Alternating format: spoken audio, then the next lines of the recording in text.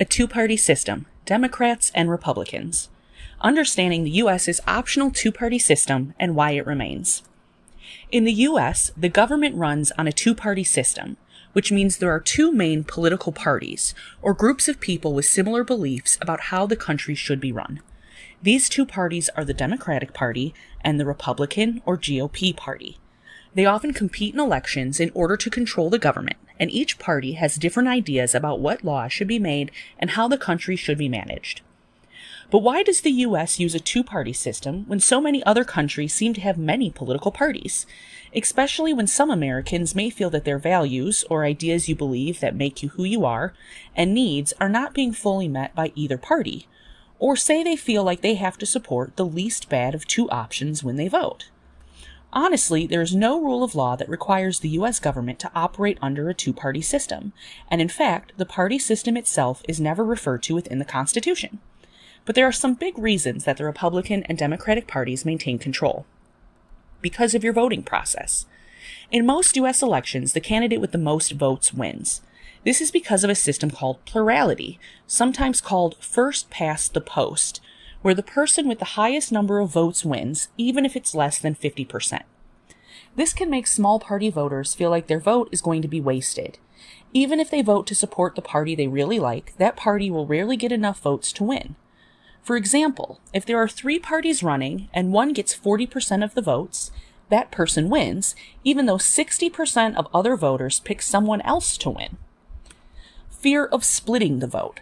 In some elections, small party voters may feel like their vote will result in a win for the candidate they like the least. This is called splitting the vote. In a U.S. election, it happens when a third-party candidate takes votes away from one of the main Republican or Democratic candidates. As a result, the votes are divided between them, which can help either the Democratic or Republican candidate to win, even if they don't have the most support overall. It's called splitting the vote because it divides the votes between more than one candidate. Often people who follow smaller parties will join with larger or more well-known parties in order to stop this from happening. Some examples of smaller parties working together can be seen in members of the Tea Party movement from 2009 to 2016 and the MAGA movement from 2016 to now voting under the Republican Party, or when members of the Green Party from 1991 to now and the Democratic Socialist Party from 1982 to now vote under the Democratic Party in different presidential elections. As a result, you may hear people using terms like liberal, progressive, conservative, moderate, or centrist about the Democratic or Republican parties, even though all of those words define different party beliefs and values. We have a two-part Congress. Our two-party system is also made stronger by the U.S. having a bicameral system, which means Congress is divided into two parts, the House of Representatives and the Senate. This helps balance the representation between the population and the states.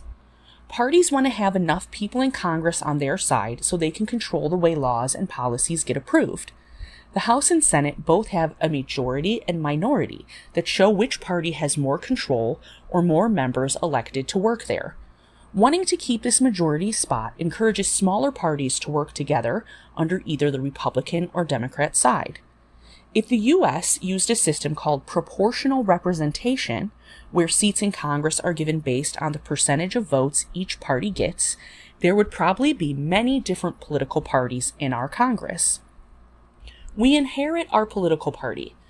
Many Americans vote for the political party that their parents, grandparents, or friends vote for.